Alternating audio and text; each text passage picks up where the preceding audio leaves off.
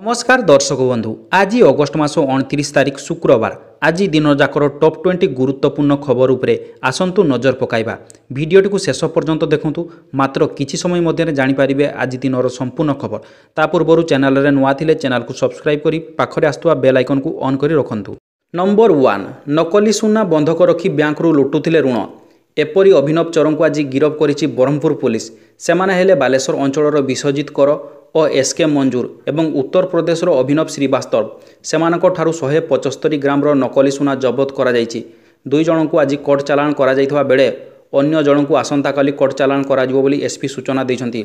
एमाने हिंजिली अंचलर पी पुरुषोत्तम को महरा करी तांको नारे विभिन्न बैंक रु प्राय 24 लाख टंका लुटी नैछन्ति। नंबर 2 रुटी क्षीर छेना भली अत्यावश्यक खाद्य उपरे छाड़ होबो जीएसटी। विशेषकर 5% रु 18% जीएसटी लागू होइतिबा खाद्य एवं सामग्री उपरे जीएसटी छाड़ करा जिवो बोली सूचना रहिछि। यूएचटी क्षीर पैकेट छेना पिज्जा ब्रेड चपाती आदि खाद्य सामग्री उपरे शून्य जीएसटी लागू होबो। सेहीपरि 18% जीएसटी लागू होइतिबा परोटा उपरे मध्य जीएसटी छाड़ करा जिवो एनै प्रस्ताव मिलिछि। पेन्सिल कांथ map gloves prepaid chart notebook आदि शिक्षा क्षेत्र में जड़ित सामग्री उपरे जीएसटी छाड़ होबो। नंबर 3 भुशुड़ुछि माओ दुर्ग। छत्तीसगढ़ बीजापुर रे आत्मसमर्पण करिसेंति 31 माओवादी। समस्तंकर नारे थिला 81 लाख टंकार पुरस्कार। छत्तीसगढ़ बीजापुर पुलिस निकट रे डीवीसीएम एसीएम एवं मिलिशिया को मिसाई 31 जन दुर्दांत माओवादी आत्मसमर्पण करिसेंति। दंतेवाड़ा डीआईजी और बीजापुर एसपी को निकट में आत्मसमर्पण करिसेंति माओवादी। समाजर मुख्य स्रोत रे सामिल हेबाकू सेमानकू आर्थिक सहायता मध्य दिया जाइछि। नंबर 4 निर्वाचन पूर्वरु बिहार रे आतंकवादी आक्रमण आशंका। आतंकवादी संगठन जैश इ मोहम्मद 3 आतंकवादी नेपाल दे भारत रे प्रवेश करितबा सूचना। गुइंदा विभाग सूचना पर सतर्क जारी करिछि बिहार पुलिस। बिहार पुलिस मुख्यालय पक्षरु सारा राज्य रे हाई अलर्ट जारी करा जाइछि। 3 आतंकवादी पाकिस्तान रु नेपाल बॉर्डर दे भारत रे प्रवेश करिसंति। आसीथिबा आतंकवादी माने रावलपिंडीर हासन अली उमरकोटर आदिल हुसैन एवं बाहलपुर अहमद उस्मान। नंबर 5 गंजाम पडमपेटा समुद्र रे ओलटिला डंगा। डंगारे थिबा 7 मत्स्यजीवी समुद्र रे डेई पड़िथिले। 7 मत्स्यजीवी मध्यरु 6 जन पहरी कूड़े आसीथिबा बेले जणे निखोज अछंती। निखोज मत्स्यजीवी हेले एंगो कालेया। निखोज मत्स्यजीवी को खोजाखोजी करुछंती स्थानीय मत्स्यजीवी माने। आज भोरु माछ मारिया पई 7 जन मत्स्यजीवी डंगारे समुद्र को जाइथिले। 6 हिमाचल प्रदेश चौहार घाटी रे भीषण बन्या और भूस्खलन भितर जड़े स्वास्थ्यकर्मी साहस तांकु सारा देश में चर्चा आनी।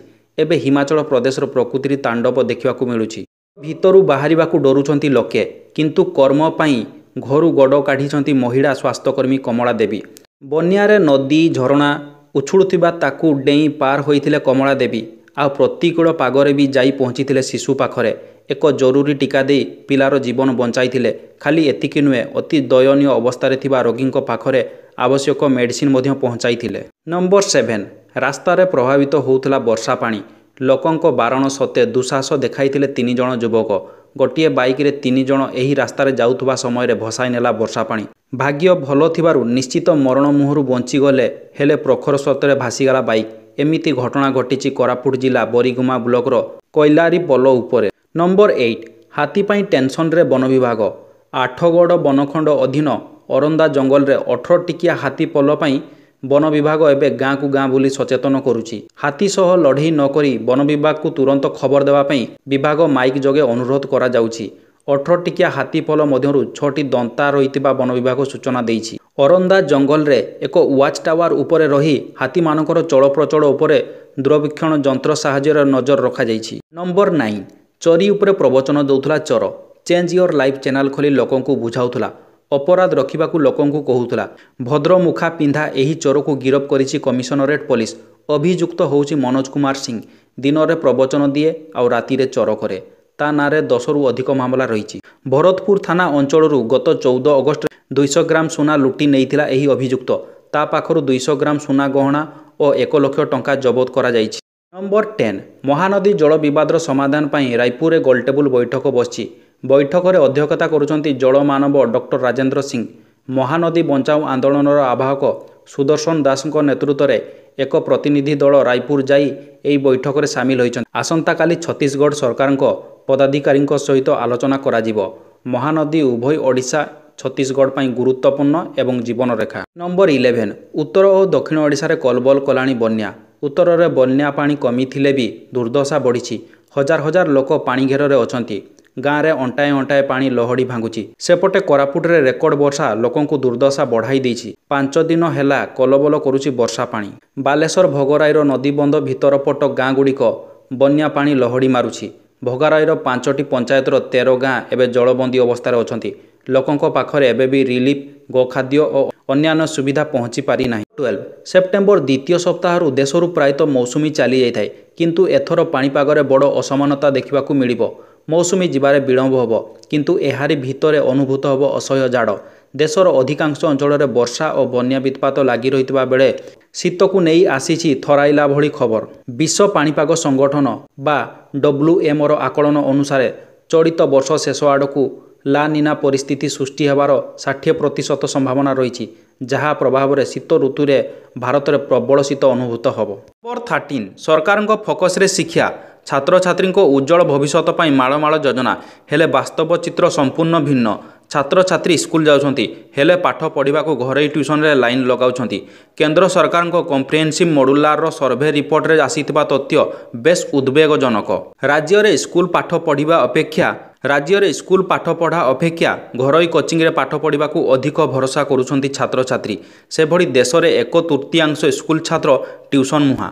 ନମ୍ବର 14 RSSର 100ତମ ବାର୍ଷିକୀ ଉପଲକ୍ଷେ ଆୟୋଜିତ ଏକ ସାମ୍ବାଦିକ ସମ୍ମିଳନୀରେ ମୋହନ ଭାଗବତ କହିଛନ୍ତି, ଭାରତର ଜନସଂଖ୍ୟା ନୀତି 2.1 ସନ୍ତାନର କଥା କହୁଛି, ଯାହାର ଅର୍ଥ ଗୋଟିଏ ପରିବାରରେ 3ଟି ସନ୍ତାନ। ପ୍ରତ୍ୟେକ ନାଗରିକଙ୍କୁ ନିଶ୍ଚିତ କରିବା ଉଚିତ ଯେ ତାଙ୍କ ପରିବାରରେ 3ଟି ସନ୍ତାନ ଥିବେ। ସେ କହିଛନ୍ତି ଯେ ସମସ୍ତ ନାଗରିକ 3ଟି ସନ୍ତାନ ଜନ୍ମ କରିବା ବିଷୟରେ ବିଚାର କରିବା ଉଚିତ, ଯାହାଦ୍ୱାରା ଜନସଂଖ୍ୟା ପର୍ଯ୍ୟାପ୍ତ ଏବଂ ନିୟନ୍ତ୍ରଣ ମଧ୍ୟ ରହିବ। 3ଟି ସନ୍ତାନରୁ ଅଧିକ ଯିବାର ଆବଶ୍ୟକତା ମଧ୍ୟ ନାହିଁ। ନମ୍ବର 15 କଳାହାଣ୍ଡି ଜିଲ୍ଲା କଲାମୁଣ୍ଡା ବ୍ଲକର ବିଭିନ୍ନ ସ୍ଥାନରେ ଗ୍ରାମବାସୀଙ୍କ ଉଦ୍ୟମରେ ଲୋକେ ରାଗରୁଷା ଭୁଲି ଏକାଠି ବସି ନବାନ୍ନ ଭକ୍ଷଣ କରିଛନ୍ତି। ଅଧିକାଂଶ ଗ୍ରାମରେ ନୂଆଖାଇ ଭେଟଘାଟ ସାଙ୍ଗକୁ ବିଭିନ୍ନ ପ୍ରକାରର ପ୍ରତିଯୋଗିତା ଅନୁଷ୍ଠିତ ହୋଇଥିବା ବେଳେ ତେରେସିଂଘା ତ୍ରିନାଥପଡ଼ା ବିଶିଷ୍ଟ ଶିକ୍ଷାବିତ୍ ତଥା ସମାଜସେବୀ ବିଶ୍ୱ ହିନ୍ଦୁ ପରିଷଦ ବ୍ଲକ ସଂଯୋଜକ ମୁରଲୀଧର ରଣାଙ୍କ 100 ପରିବାର ଗୋଟିଏ ସ୍ଥାନରେ ନୂଆଖାଇ ପାଳନ କରିବା ସହିତ ଏହି ମହାନ ପବିତ୍ର ଦିନରେ ସୁଖ ସମୃଦ୍ଧି ଏବଂ ନିରୋଗ କାମନା ସହିତ ହାର୍ଦ୍ଦିକ ଅଭିନନ୍ଦନ ଜଣାଇଛନ୍ତି। ନମ୍ବର 16 ମୟୂରଭଞ୍ଜ ଜିଲ୍ଲାର ବୈଶିଙ୍ଗା ପୋଲିସ ପକ୍ଷରୁ ଗୁରୁବାର ଅପରାହ୍ନ 1 ସମୟରେ ଏକ ଖବରଦାତା ସମ୍ମିଳନୀ ଅନୁଷ୍ଠିତ ହୋଇଛି।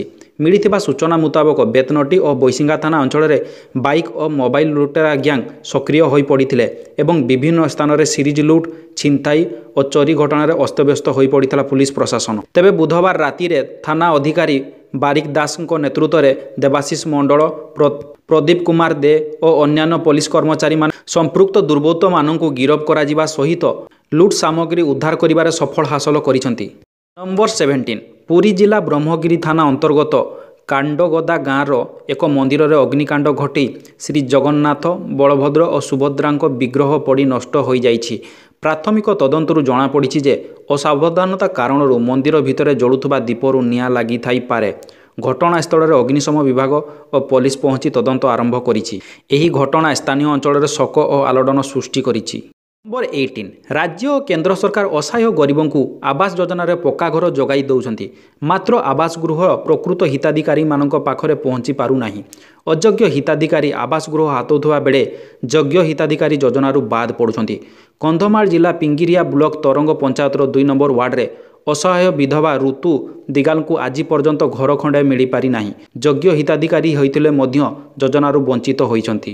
ବାରମ୍ବାର ପଞ୍ଚାୟତଠାରୁ ଜିଲ୍ଲା ପ୍ରଶାସନ ପର୍ଯ୍ୟନ୍ତ ଗୁହାରି କରିଛନ୍ତି, ହେଲେ କେହି ବି ଅଧିକାରୀ ତାଙ୍କ କଥା ଶୁଣୁନାହାନ୍ତି। ନମ୍ବର 19 ଭୁବନେଶ୍ୱର BMC ଅଞ୍ଚଳରେ ହେବ କୁକୁର ଗଣନା। ସେପ୍ଟେମ୍ବର 2ୟ କିମ୍ବା 3ୟ ସପ୍ତାହରୁ ଆରମ୍ଭ ହେବ କୁକୁର ଗଣନା। 7ରୁ 10 ଦିନ ମଧ୍ୟରେ ଭୁବନେଶ୍ୱର ଏହି ଗଣନା ଶେଷ ହେବ ବୋଲି BMC କମିଶନର ଚଞ୍ଚଳ ରଣା କହିଛନ୍ତି। ଭେଟନାରୀ ଡାକ୍ତରଙ୍କ ପରାମର୍ଶ ନେଇ ପ୍ରତି ୱାର୍ଡରେ ଏକକାଳୀନ ଗଣନା ଆରମ୍ଭ ହେବ। ପ୍ରତି ୱାର୍ଡ ପାଇଁ 3ରୁ 4 ଜଣ ଅଧିକାରୀ ରହିବେ। ଏହି ଗଣନା ପରେ କେଉଁ ଅଞ୍ଚଳରେ କେତେ କୁକୁର ରହୁଛନ୍ତି ତାର ପ୍ରକୃତ ତଥ୍ୟ ଜଣାପଡ଼ିବ। ବହୁତ ଦିନ ଆଗରୁ ଏକ ସର୍ଭେ ହୋଇଥିଲା। ପାର୍ଟିକୁଲାର ଡାଟା ବା ତଥ୍ୟ ଜାଣିବା ପାଇଁ ଏବେ ପୁଣି BMC କୁକୁର ଗଣନା କରିବ। 20 50 ଫୁଟ ପାଣି ଟାଙ୍କି ଉପରକୁ ଉଠି ପ୍ରଶାସନକୁ ନାକେଦମ କଲା ଷଣ୍ଢ। ଭଦ୍ରକ ଜିଲ୍ଲା ତିହିଡ଼ି ବ୍ଲକ ସୟା ପଞ୍ଚାୟତ ଅଧୀନ ତଳବନ୍ଧ ଗାଁରେ ଏମିତି ଘଟଣା ଦେଖିବାକୁ ମିଳିଛି। ସୂଚନା ଅନୁସାରେ ଆଜି ଦିନ ସମୟରେ ପାଣି ଟାଙ୍କିର ପାହାଚ ଦେଇ ଷଣ୍ଢ ଉପରକୁ ଉଠି ଯାଇଥିଲା, ଯାହାକୁ ଦେଖି ଗ୍ରାମବାସୀ ପ୍ରଶାସନକୁ ଖବର ଦେଇଥିଲେ। 50 ଫୁଟ ପାଣି ଟାଙ୍କି ଉପରକୁ ଚଢ଼ିଥିବା ଷଣ୍ଢକୁ ଉଦ୍ଧାର କରିବା ପାଇଁ ପ୍ରକ୍ରିୟା ଆରମ୍ଭ ହୋଇଥିଲା। ଘଟଣାସ୍ଥଳରେ ଅଗ୍ନିଶମ ବିଭାଗ, ତିହିଡ଼ି ପ୍ରାଣୀ ସମ୍ପଦ ଅଧିକାରୀ ଉପସ୍ଥିତ ଥିଲେ। ସୂର୍ଯ୍ୟାସ୍ତ ପରେ ଷଣ୍ଢକୁ ଦଉଡ଼ିରେ ବାନ୍ଧି ଉପରୁ ତଳକୁ ଆଣିବା ପରେ ପଶୁ ଚିକିତ୍ସକ ଚିକିତ୍ସା କରିଛନ୍ତି।